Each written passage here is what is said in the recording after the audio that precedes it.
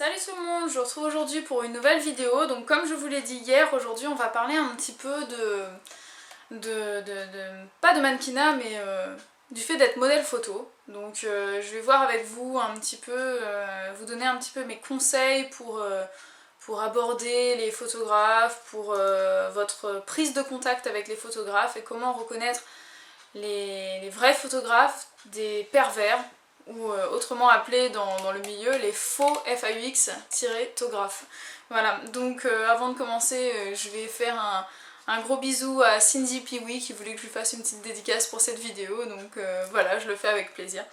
Donc je fais cette vidéo pour faire un petit peu suite à la première que j'avais faite sur le sujet. Donc je vous mets le lien ici et dans la barre d'infos, vous allez trouver un petit peu donc, comment se lancer dans la photo.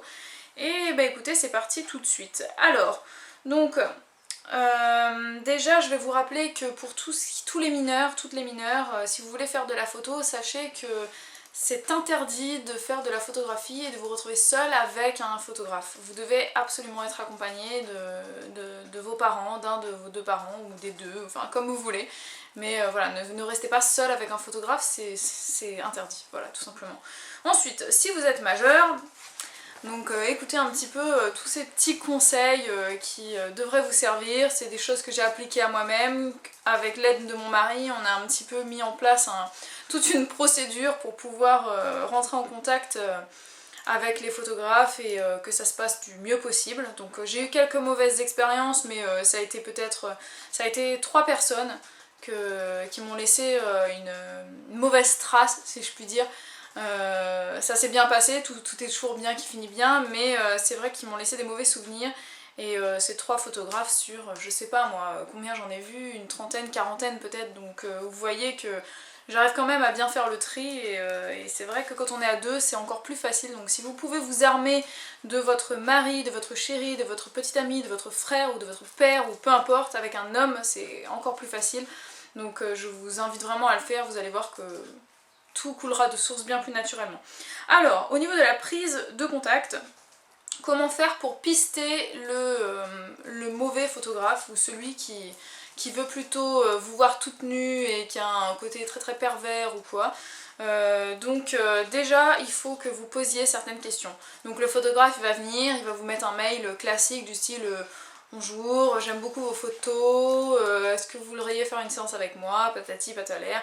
Les formulations sont assez différentes les unes des autres, mais déjà avant toute chose, regardez son premier mail, regardez comment il s'adresse à vous.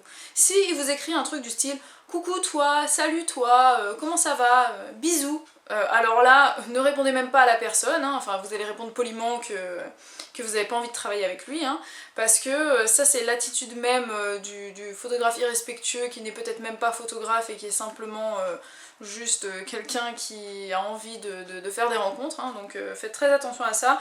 Le photographe doit marquer une distance, donc le vouvoiement déjà, c'est au-delà du respect, c'est une marque de distance pour dire que voilà, le photographe est là et le modèle photo est là. Vous avez à aucun moment besoin d'être en contact physique et il n'y a pas d'intimité qui doit se créer, en tout cas pas dès le premier mail comme ça. Donc vous aurez des formulations plutôt bonjour, il va vous voyez et à la fin il va vous dire, je sais pas moi, cordialement, artistiquement, photographiquement, enfin chacun a sa petite formulation, mais ça doit pas être trop intime, surtout pas dès le premier mail.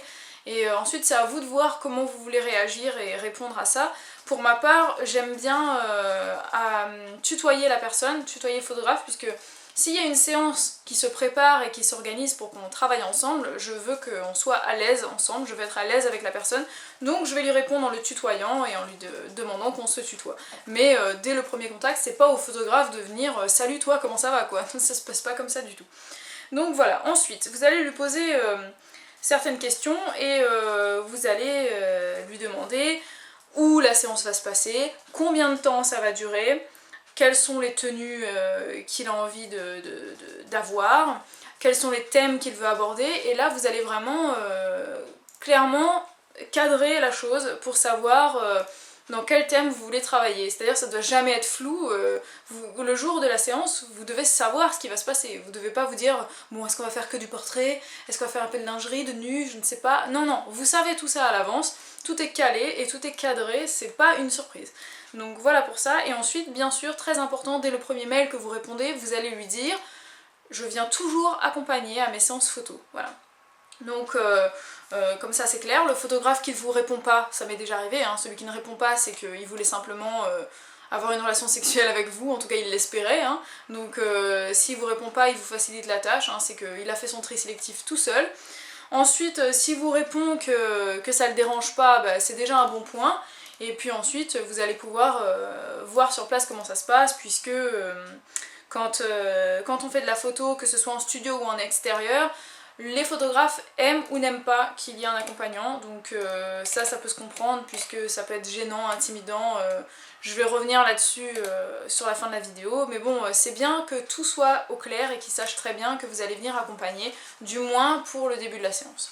Ensuite, vous allez lui demander, dès votre premier mail de réponse également, un lien vers son book photo sur internet. Donc là, il va vous envoyer un lien vers soit un book photo sur book.fr, soit il a peut-être un site carrément, ou alors un lien sur Focal, ou bref, des sites de photos, hein, il va vous envoyer un lien.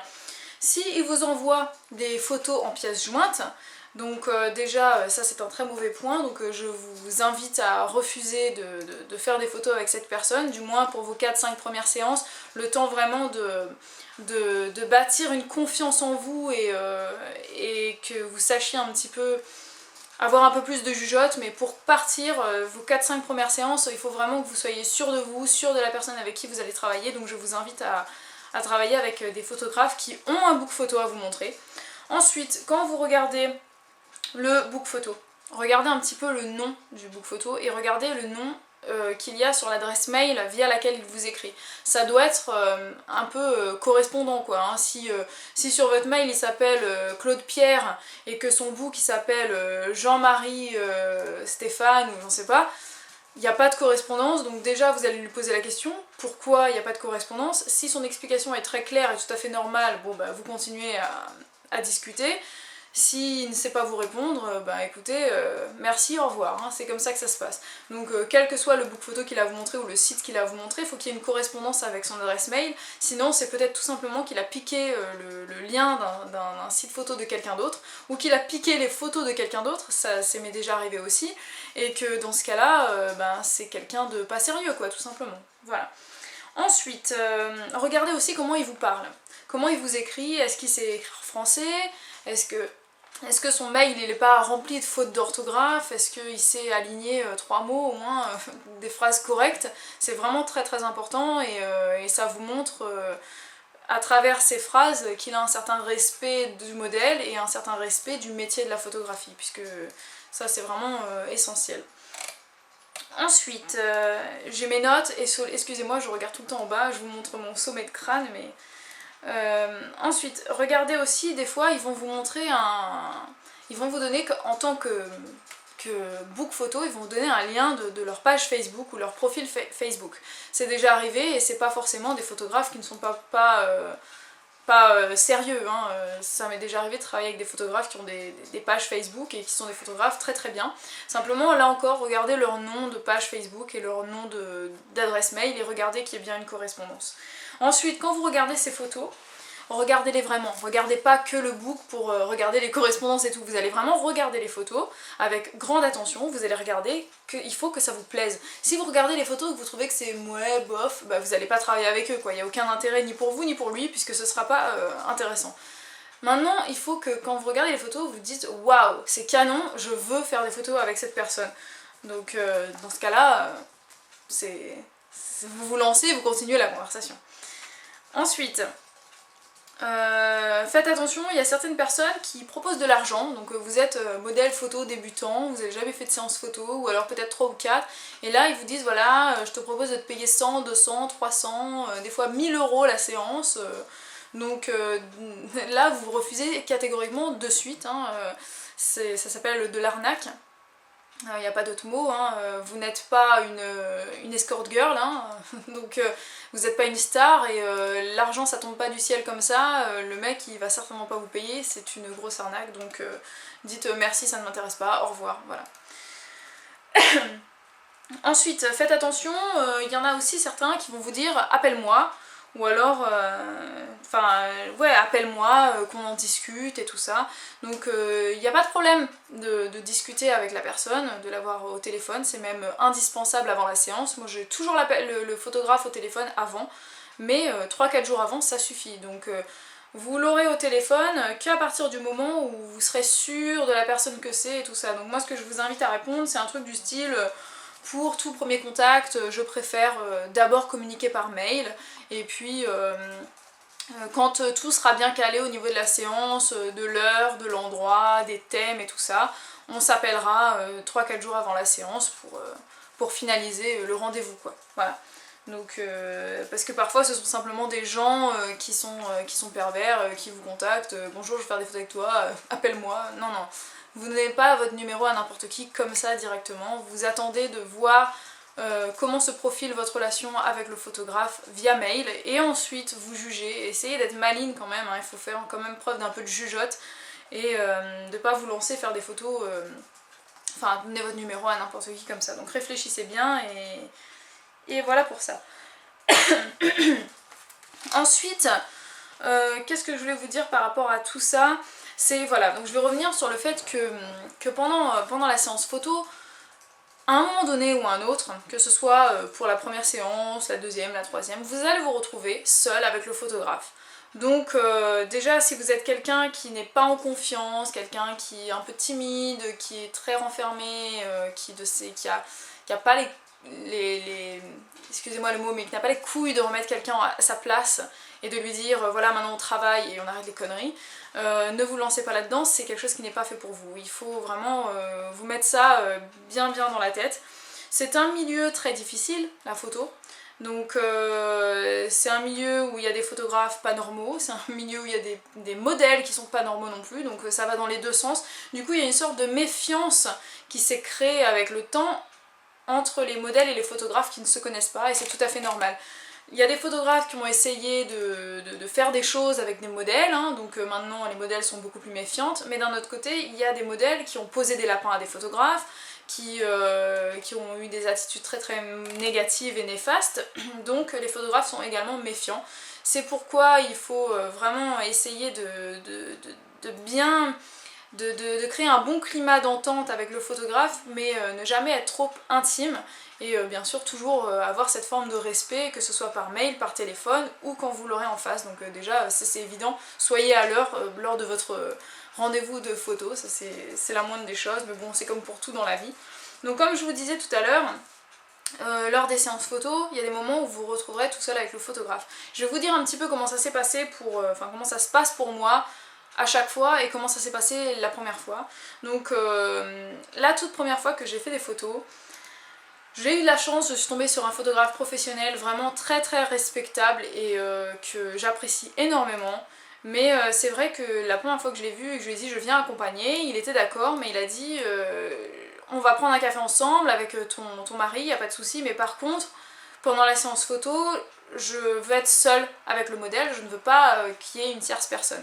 Donc voilà, ça il faut que vous le sachiez, il y a des photographes qui n'aiment pas qu'il y ait des personnes qui vous accompagnent pour plusieurs raisons. Ça peut être parce que ils ont après le modèle qui est dissipé, parce que vous allez poser, vous aurez votre maman qui est là à côté ou votre copain qui est là à côté en train de regarder la séance photo, vous allez être comme ça, vous allez être toute constipée sur les photos parce que vous savez qui vous regarde, vous serez gêné, vous serez pas la même et vous n'allez pas vous lâcher, et du coup ça gâche les photos et le photographe il a travaillé pour rien. Donc il y a ce cas de figure là.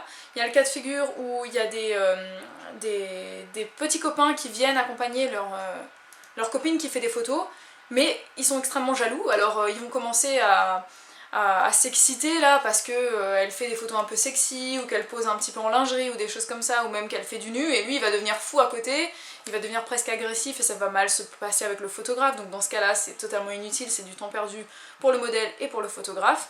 Et puis après je sais pas quel autre cas de figure je peux vous citer. Mais bon voilà quoi, essentiellement ça, c'est quelque chose qui peut gêner. Et puis moi ce qui a été, ce qui dérangeait le premier photographe avec lequel j'ai travaillé, donc on a fait notre première séance photo dans une chambre d'hôtel, un hôtel 4 étoiles qui était vraiment très très beau avec avec une chaise type Voltaire et tout ça, et c'était vraiment classe. Mais j'étais toute seule avec lui pendant 2 heures et mon mari il m'attendait en bas, donc avant de monter à la séance photo, il a rencontré le photographe, on a discuté ensemble tous les trois et ensuite on est monté. Mon mari me téléphone toujours, pour ça c'était à cette époque-là et c'est maintenant, à chaque fois que je fais une séance photo, il me téléphone toujours dans les 20 minutes qui suivent le moment où je suis seule avec le photographe pour être sûre que tout va bien.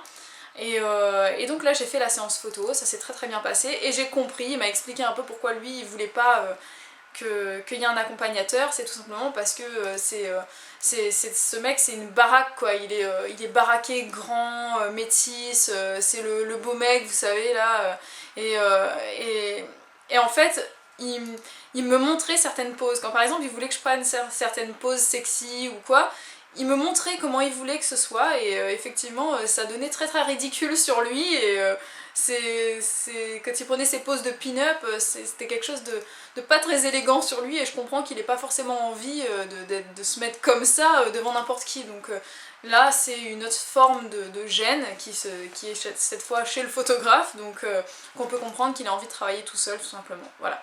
Donc j'ai fait cette séance seule et puis ensuite on est redescendu, il m'a raccompagné vers mon mari, on a discuté un peu tous les trois et voilà, c'était terminé. Et maintenant en fait ce qui se passe c'est qu'à chaque fois que j'ai une séance photo, et ben quand je vois le photographe pour la première fois, puisque vous allez voir au fur et à mesure qu'il y a certains photographes avec qui vous allez très bien vous entendre et que vous allez réitérer et vous allez refaire des séances ensemble, donc c'est vraiment tout ce que je vous souhaite puisque c'est vraiment très très agréable de travailler plusieurs fois avec la même personne, comme ça vous finissez vraiment par connaître l'autre et vous faites des photos de plus en plus belles en fait.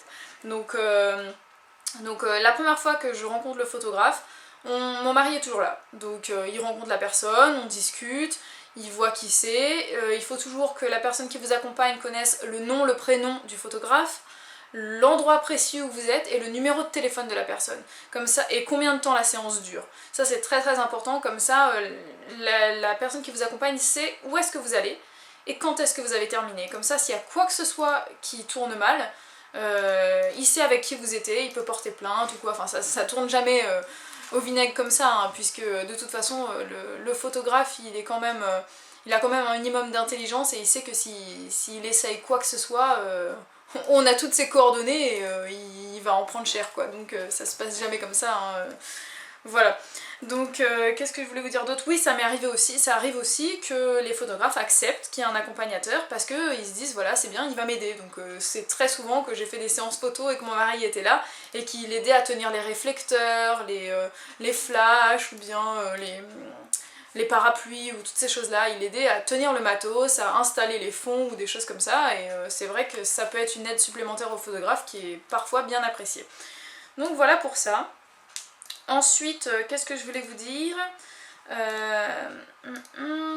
que vous allez être seul à un moment donné donc avec le photographe et c'est à vous d'être maligne et de comprendre si c'est quelqu'un de normal ou pas, est-ce que cette personne correspond à la personne avec qui vous avez échangé des mails ou bien est-ce que c'est quelqu'un de pas net quoi, et ça se sent tout de suite.